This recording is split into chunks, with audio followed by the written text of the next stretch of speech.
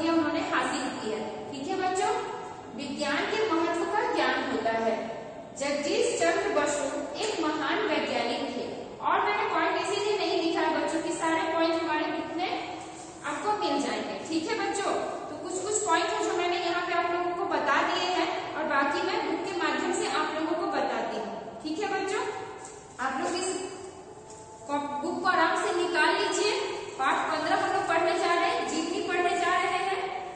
आपके front page पे ही आपकी जो पुस्तक है उसके फ्रंट पे ही लिखा गया, देखिए विक्रम साराभाई, सीवी रमन, जो वैज्ञानिक है, अब्दुल कलाम, हरगोविंद, है ना। ठीक है बच्चों,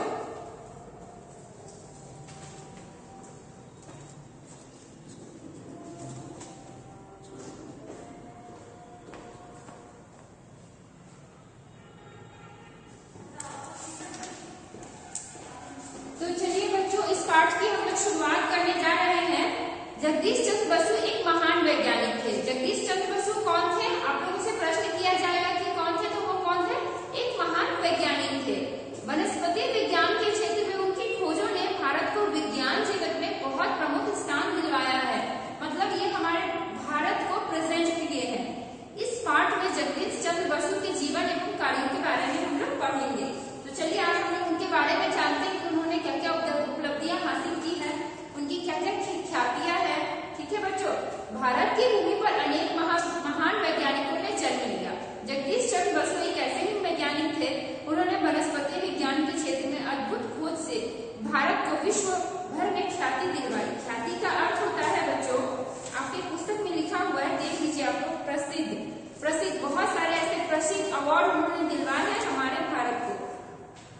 जगदीश चंद्र बसु का जन्म 30 नवंबर 1858 ईस्वी को बंगाल के नेमन सिंह जिले के विक्रमपुर नामक गांव में हुआ था।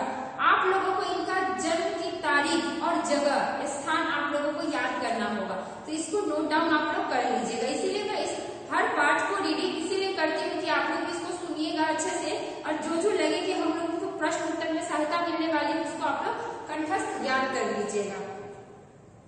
यह स्थान अब बांग्लादेश में है, पहले यह बांग्लादेश में शायद नहीं था, इसीलिए। इनके पिता का नाम भगवान चंद्र बसु था। इनका नाम जगदीश चंद्र बसु, इनके पिता का नाम भगवान चंद्र बसु। इनका जन्म कब हुआ? 30 नवंबर को हुआ। वे फरीदपुर जिले में एक बड़े सरकारी अफसर थे। उनके पिता कौन थे? एक सरकारी अफसर थे। उनकी माता कर्तव्य परायण एवं धार्मिक महिला थी। उनके पिता बड़े उदार मन्ना व्यक्ति थे।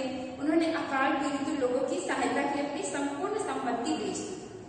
तो उनके पिता कितने उदार थे, कितनी भावनाएं उनके अंदर पीड़ित लोगों के लिए थी, वो भी दिखाया गया है कि वो दूसरे के बारे में, दलित गरीब के बारे में कितना ज्यादा सोचते थे, है ना।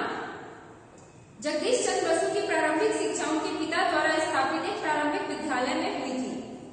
पहले जो उनकी शिक्षा थी उनके पिता के द्वारा जो स्कूल बनाया गया था उसी पाठशाला में हुई थी। भगवान चंद्र बसु यदि कि एक बड़े अफसर थे, उनके मित्रों एवं अधीनस्थ, मतलब जो परिचित बगल के थे, अधिकारियों के बच्चे अंग्रेजी स्कूल में पढ़ते थे, परंतु उन्होंने बालक जगदीश चंद्र बसु को साधारण बच्चों के साथ प्राथमिक पाठशाला में पढ़ाया। इसी पाठशाला में पढ़ते हुए जगदीश चंद्र बसु के मन में प्रकृति के प्रति राग, प्रेम, राग का अर्थ होता है प्रेम होना, मतलब प्रकृति। आप लोग कभी किसी चीज से प्रेम करेंगे तो उस विषय पे आगे और आप सोचना चाहेंगे। अगर आप पुस्तक से प्रेम करते हैं तो क्या होता है बच्चों कि आप लोग पुस्तक की और ज्यादा अपना समय देने की कोशिश करते हैं, पढ़ने की कोशिश करते हैं। तो जगदीश चंद्र बसु का झुकाव किस तरफ था? प्रकृति के तरफ था, तो उनको प्रकृति से प्रेम हो गया था। यही उन्हें पेड़ पौधे पशुओं के बारे में अनेक बातों का ज्ञान है। जबकि सोचिए और बच्चे अंग्रेजी मीडियम में पढ़ते थे, पर इनके पिता इतने बड़े अफसर होने के बाद भी उन्होंने कहाँ डाला? प्राथमिक पाठशाला, मतलब वहाँ साधारण हिंदी पाठशाला में उन्होंने डाला। अगर आपको अच्छा बनना है बच्चों, तो आप किसी भी परिस्थिति में ऊंचा बन सकते हैं, बड़ा बन सकते हैं। इसके लिए आपको अच्छे स्कूल की, अच्छी पढ़ाई की जरूरत नहीं है, बस आपका मन होना चाहिए पढ़ने के लिए। बाकी सब तो एफर्ट लगा ही रहे हैं आपके लिए। आप सोचेंगे कि मैं अच्छे स्कूल में जाऊंगी तो मैं बहुत अच्छा पढ़ लूंगी, मैं बहुत अच्छा करूंगी, लेकिन अच्छे स्कूल में जाने से पहले आपको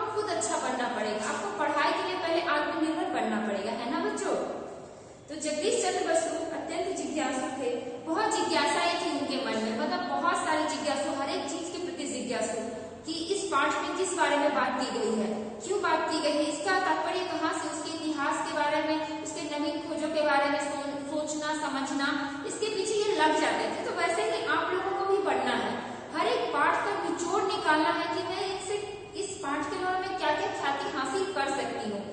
इनकी जीवनी के बारे में पढ़ेंगे, इससे आपका क्या होगा कि आपका जीके स्ट्रांग होगा, डेट याद करेंगे, इससे आपका पावर होगा ऑब्जेक्टिव टाइप के क्वेश्चन याद करने के लिए, है ना। तो हर एक पाठ बहुत कुछ कहना चाहता है, आप लोगों को बस समझने की कोशिश करनी है।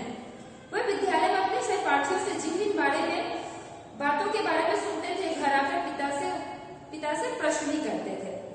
कितने ज्यादा जिज्ञासु थे कि प्रश्न करने की इच्छा उनमें थी। बस आपके अंदर यही कमी है बच्चों, आप लोग वीडियो देखते हैं, पाठ को सुनते हैं, अपना गृह कार्य भेज देते हैं, लेकिन जिज्ञासा आप में नजर नहीं आती है। और बहुत कम ही स्टूडेंट भेज रहे हैं आजकल अपना गृह कार्य।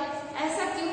मैं चाह रही हूँ हर एक स्टूडेंट इस चीज को समझे और पढ़ाई करे और अपने गृह कार्य को समय पर भेजे। और हाँ, जिज्ञासा उनके मन में होनी चाहिए कि ये कैसे हुआ, क्यों हुआ। अगर जो बातें हम लोग कर रहे हैं उस बातों को भी आप लोग आपस में बातचीत कीजिए, तो क्या होगा कि ये पाठ ही आपका पूरा हो जाएगा, है ना। बस जिज्ञासु होना है, बाकी कार्य देखिए अपने आप होता चला जाएगा। उनकी बातों को सुनकर कभी कभी तो पिता भी चकरा जाते थे कि जगदीश चंद्र बसु बचपन में ही यह बात अच्छी तरह जान लेते कि पेड़ पौधे भी मनुष्य की तरह बढ़ते हैं और समय पूरा होने पर मर जाते हैं। प्रारंभिक शिक्षा के बाद जगदीश चंद्र को कोलकाता के सेंट जेवियर स्कूल में भेजा गया था। वहां से उन्होंने मैट्रिक की परीक्षा अच्छे अंकों में पास की थी। इसके बाद 1880 में उन्होंने सेंट जेवियर कॉलेज से बीए पास किया। तो उन्होंने कब मैट्रिक पास किया, बीए पास किया, ये सभी आप लोगों को याद करना है। जगदीश चंद्र इंग्लैंड से ICS की परीक्षा पास करके उच्च अधिकारी बनना चाहते थे, परंतु उनके पिता की इच्छा थी कि वे अंग्रेजी सरकार की सेवा के स्थान पर मानवता की सेवा के लिए वैज्ञान या डॉक्टर बने। अपने पिता की इच्छा पूरा करने के लिए जगदीश चंद्र डॉक्टरी की पढ़ाई करने लंदन चले गए। वो डॉक्टरी की पढ़ाई करने के लिए लंदन क्यों गए? क्योंकि उनके पिता की हार्दिक इच्छा थी कि वो मानवता की भावना, जैसे कि हम लोग जब किसी की सेवा करते हैं तो यहाँ हमारा मानवता दिखता है ना। जैसे कि उनके पिता थे वो अकाल पीड़ितों की सहायता करते थे, तो जिस कदम पे उनके पिता चल रहे थे वो चाह रहे थे कि मेरे बच्चे भी उसी नक्शे कदम पर चले। और जगदीश चंद्र बसु ऐसे थे कि अपने पिता की बात को नकार नहीं सकते थे, तो वो पढ़ाई करने के लिए कहाँ चले गए? डॉक्टरी की लंदन चले गए। वहां उन्होंने लंदन मेडिकल कॉलेज में प्रवेश लिया, परंतु अस्वस्थ होने के कारण उनकी पढ़ाई बीच में ही छूट गई। उनकी रुचि वनस्पति विज्ञान में थी, इसीलिए स्वस्थ होने के बाद उन्होंने कैम्ब्रिज विश्वविद्यालय में प्रवेश ले लिया और वहां से प्राकृतिक विज्ञान में BSc की परीक्षा पास की। तो जो अंदरूनी इच्छा होती है बच्चों, आप लोग सोचते हैं कि हम लोग पापा ने कहा ये करना है, मम्मा ने कहा ये करना है, तो आप पहले ये सोचिए कि आपको क्या करना है। किसी भी राह में चलकर आप उसको बीच में छोड़कर आएंगे तो ये आपके लिए सही नहीं है। इन्होंने उस बात को तो माना, लेकिन अस्वस्थ होने के कारण ये पूरा नहीं कर पाए। ये पूरा भी कर लेते क्योंकि प्राकृतिक विज्ञान में इतनी ज्यादा इनकी पकड़ है, तो डॉक्टरी में क्यों नहीं होगी? अवश्य होगी। तो आप लोगों को वो करना है जो आप खुद बनना चाहते हैं, और आप लोगों को अभी से सोचना है कि आगे का आपका भविष्य कितना उज्जवल होगा, ये बस आपके हाथ में है। ठीक है बच्चों। BSc करने के बाद जगदीश चंद्र कोलकाता वापस आए और वहां के प्रेसिडेंसी कॉलेज में भौतिक विज्ञान के प्राध्यापक बन गए। उस समय प्रेसिडेंसी कॉलेज के प्राध्यापक अंग्रेज थे। अंग्रेजी सरकार भारतीय प्राध्यापकों के साथ भेदभाव करती थी। तो जो हमारा आजादी से पहले का समय था उसको भी दर्शाया गया है कि भारतीयों के साथ कितना अत्याचार होता था, अंग्रेज सरकार कितना ज्यादा अत्याचार करते थे। भारतीय प्राध्यापकों को अंग्रेज प्राध्यापकों की तुलना में आधा वेतन दिया जाता था। समझिए, इतना अत्याचार ज्यादा था कि आधा वेतन पे वे काम करते थे। जगदीश चंद्र बसु के लिए यह भेदभाव असहनीय था, वो सहन नहीं कर पा रहे थे। उन्होंने 3 वर्ष तक संघर्ष किया और वेतन नहीं लिया। अंत में उनकी योग्यता के सामने कॉलेज के व्यवस्थापकों को झुकना पड़ा और पिछले 3 वर्षों का पूरा वेतन उन्हें दिया गया वापस। सोचिए, अगर आप में कर्तव्य है, आप में अगर निष्ठा है, अगर आप में जुनून है, तो कोई आपको नहीं रोक सकता। सोचिए, ये 3 वर्ष बिना वेतन के कार्य किए, यह समय इनके लिए कितना कष्टदायक होगा, है ना। लेकिन उन्होंने संघर्ष करना छोड़ा नहीं और अंत में क्या हुआ, उन्हें उपलब्धियां हासिल हुई। इस विजय ने उन्हें बहुत लोकप्रिय बना दिया। अभी हम लोग पढ़ रहे हैं तो अंदर से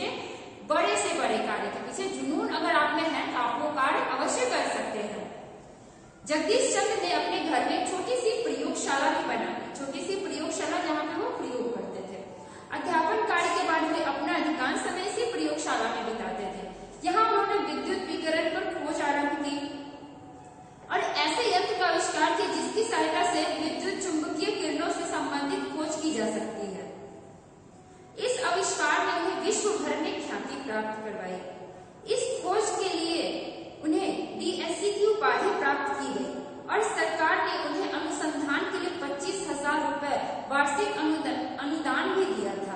एक ऐसी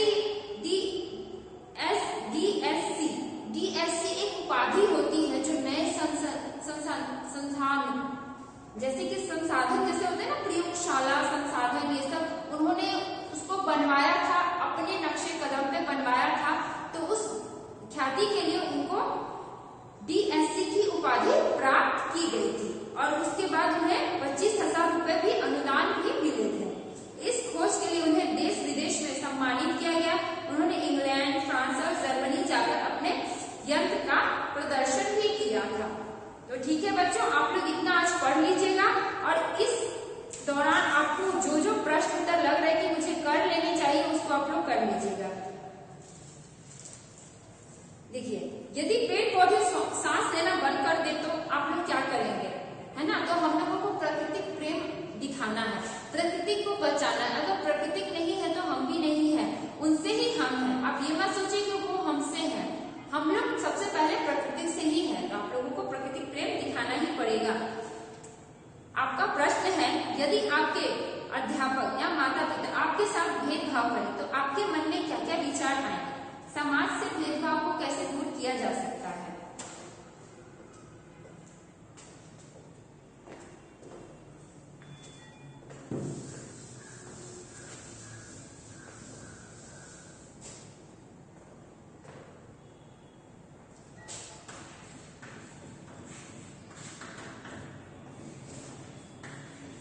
समाज से भेदभाव